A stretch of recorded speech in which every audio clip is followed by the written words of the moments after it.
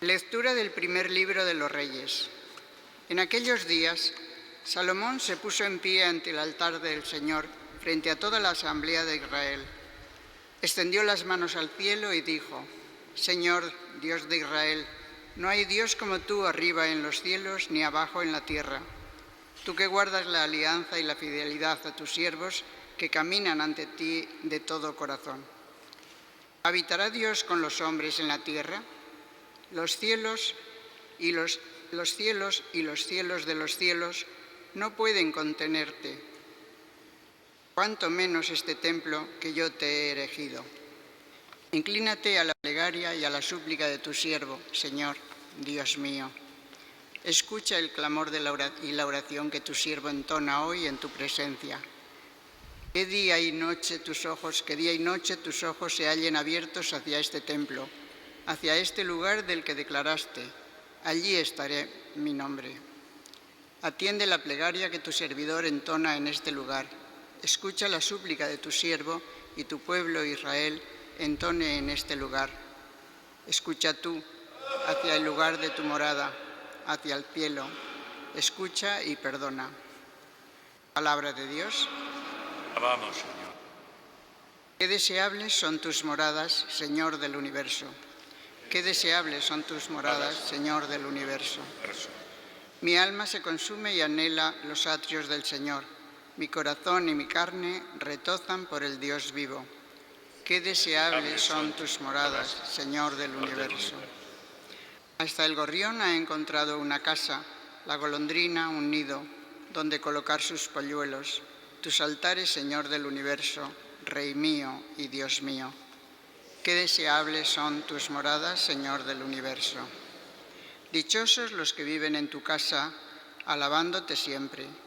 Fíjate, oh Dios, escudo nuestro, mira el rostro de tu ungido. Qué deseables son tus moradas, Señor del universo.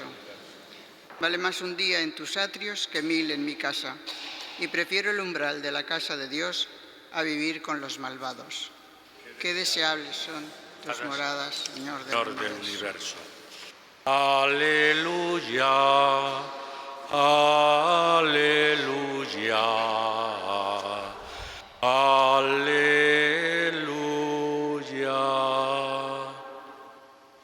Inclina mi corazón, oh Dios, a tus preceptos y dame la gracia de tu ley.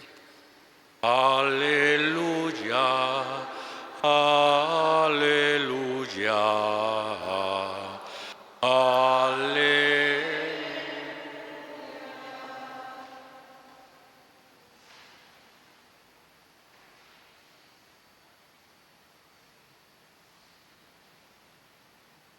El Señor esté con vosotros. Evangelio de nuestro Señor Jesucristo según San Marcos. En aquel tiempo se reunieron junto a Jesús los fariseos, algunos escribas venidos de Jerusalén, y vieron que algunos discípulos comían con manos impuras, es decir, sin lavarse las manos.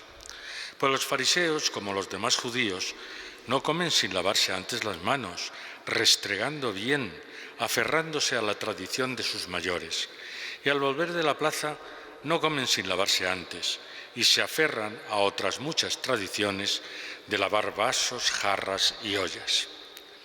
Y los fariseos y los escribas le preguntaron: ¿por qué no caminan tus discípulos según las tradiciones de los mayores y comen el pan con manos impuras? Él les contestó: bien profetizó Isaías de vosotros, hipócritas, como está escrito: este pueblo me honra con los labios, pero su corazón está lejos de mí. El culto que me dan está vacío, porque la doctrina que enseñan son preceptos humanos. Dejáis a un lado el mandamiento de Dios para aferraros a la tradición de los hombres. Y añadió: anuláis el mandamiento de Dios para mantener vuestra tradición. Moisés dijo: honra a tu padre y a tu madre, y el que maldiga a su padre o a su madre es reo de muerte. Pero vosotros decís: Si uno le dice al padre o a la madre, los bienes con que podría ayudarte son corbán, es decir, ofrenda sagrada, ya no le permitís hacer nada por su padre o por su madre, invalidando la palabra de Dios con esa tradición que os transmitís, y hacéis otras muchas cosas semejantes. Palabra del Señor. Sentaos un momento. Es hermosa la oración de Salomón cuando acaba de dedicar el templo que ha construido para que la presencia de Dios esté en medio del pueblo de Israel en la ciudad de Jerusalén. Y entonces es el propio Salomón el que hace esta oración, primero reconociendo la trascendencia del Dios de Israel. En otros pueblos son más bien unos dioses culturales que ellos tienen para las distintas ocasiones. En Israel no. Israel es el único Dios que reside, como dicen ellos, en el cielo y trasciende a toda la humanidad.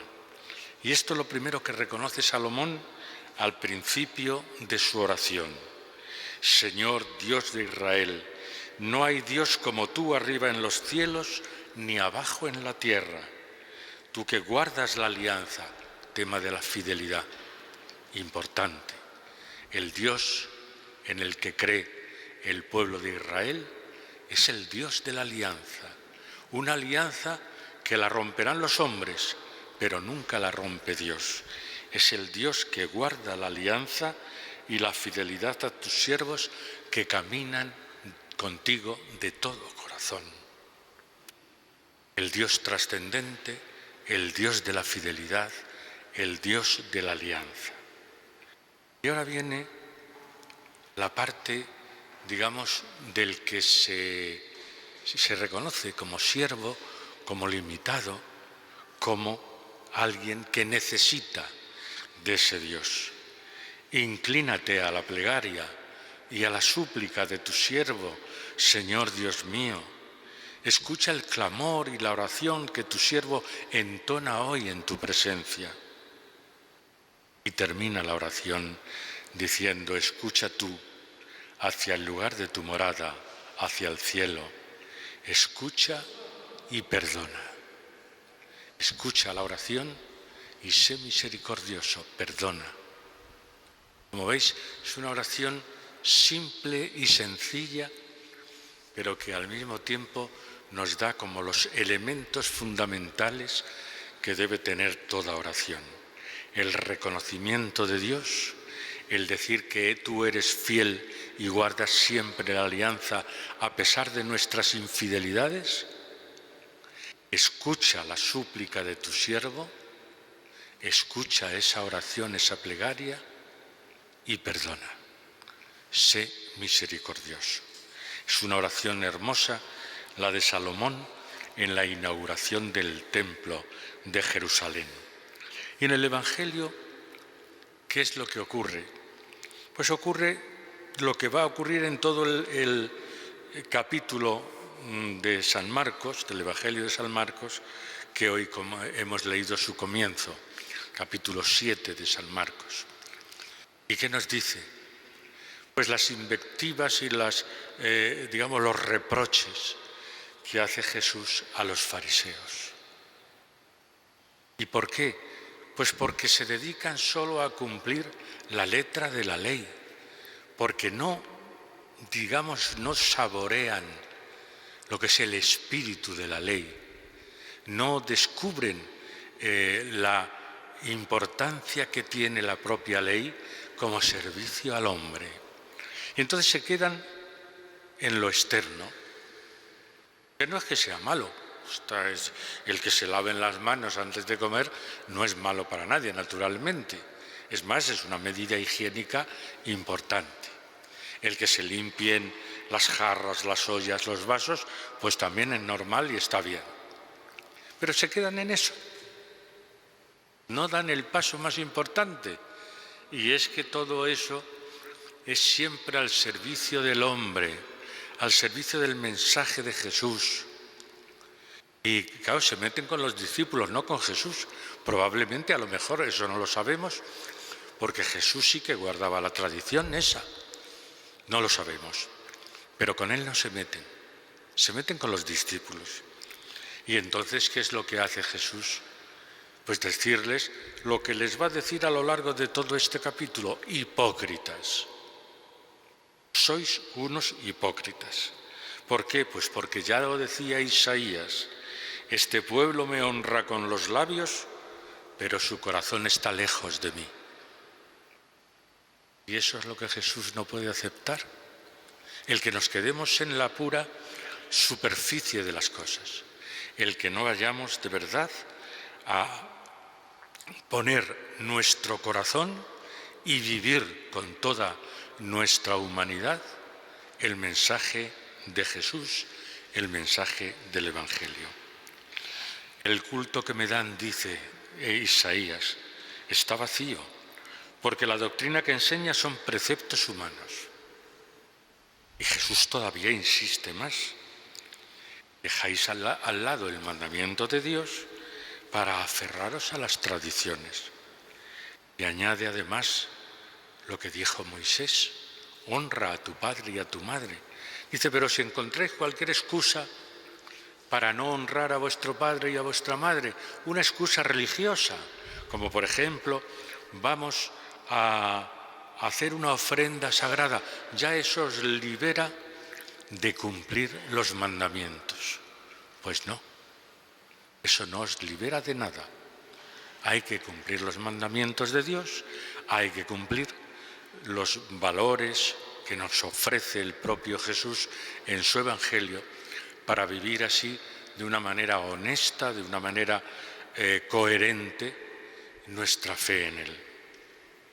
Os decía al principio que hoy estamos celebrando la Virgen de Lourdes, como esta señora, como decía la niña Bernadette Soubirous, señora vestida de blanco con una faja azul en su cintura y con una expresión bellísima y cercana y cariñosa, y que la gente a lo que dice la niña no se lo cree al principio, y poco a poco se van dando cuenta de que lo que dice esta niña, que luego será Santa Bernadette Soubirous, lo que dice esta niña es una realidad ahí en esa gruta de Lourdes, de Massabielle, que se llamaba, y entonces pide pues que se haga una capilla en el nombre allí, en esa gruta,